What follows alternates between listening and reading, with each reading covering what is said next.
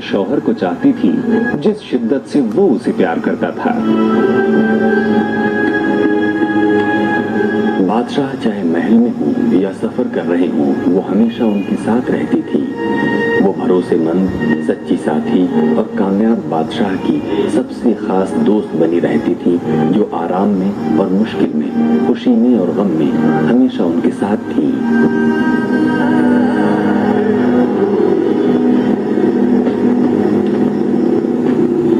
शाहजहां की किस्मत भी उसके साथ थी,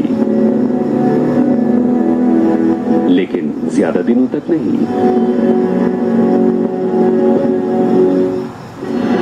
सल्तनत में बगावत फैल रही थी।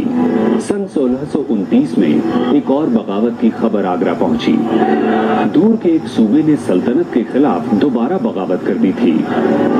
इसका मतलब था जंग। शाहजहां ने अपनी फौज को इकट्ठा किया। वो किसी भी दुश्मन को अपनी ताकत से कुचलने में यकीन रखता था।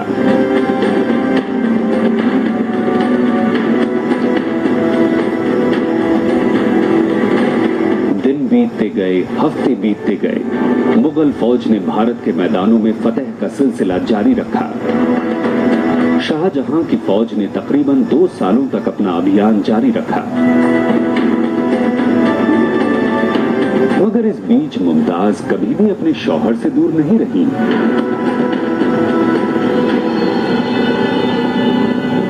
मुगलों को बार बार अपनी राजधानी छोड़कर दूर जाने पर मजबूर होना पड़ा,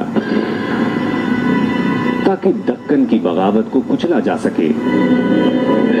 यह सिलसिला जैसे खत्म होने का नाम ही नहीं ले रहा था।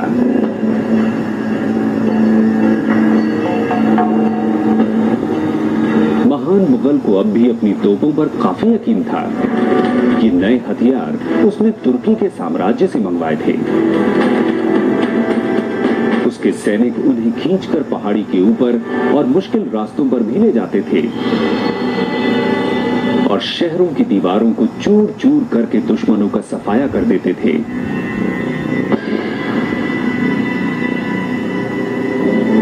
मगर जीत का ये सिलसिला एक हादसे की वजह से रुक गया। अभियान के बीच में ही मुमताज गर्भवती हो गई थी, मगर बच्चे की पैदाइश के वक्त कुछ मुश्किलें आ गईं। यहाँ बादशाह की ताकत काम नहीं कर सकती थी। अपनी बेगम की हालत बिगड़ने पर ये महान मुगल सिवा दुआ करने के और कुछ नहीं कर सकता था। दरबारी दस्तावेजों ने इस दुखद घटना को यूं बयां किया। 17 जून 1631 को बच्चे की पैदाइश के दौरान मलिका सल्तनत बेवक्त मौत के आगोश में समा गई और पूरी दुनिया को गमगीन कर गई। अपने 14वें बच्चे को जन्म देने के बाद मुमताज महल की मृत्यु हो गई। शाहजहां की जैसे दुनिया ही खत्म हो गई। कहा जाता है कि बादशाह 8 दिनों तक भूखे प्यासे अपने कमरे में बंद रहे। 2 साल तक उन्होंने न संगीत सुना, न गहने पहने और न इत्र लगाया।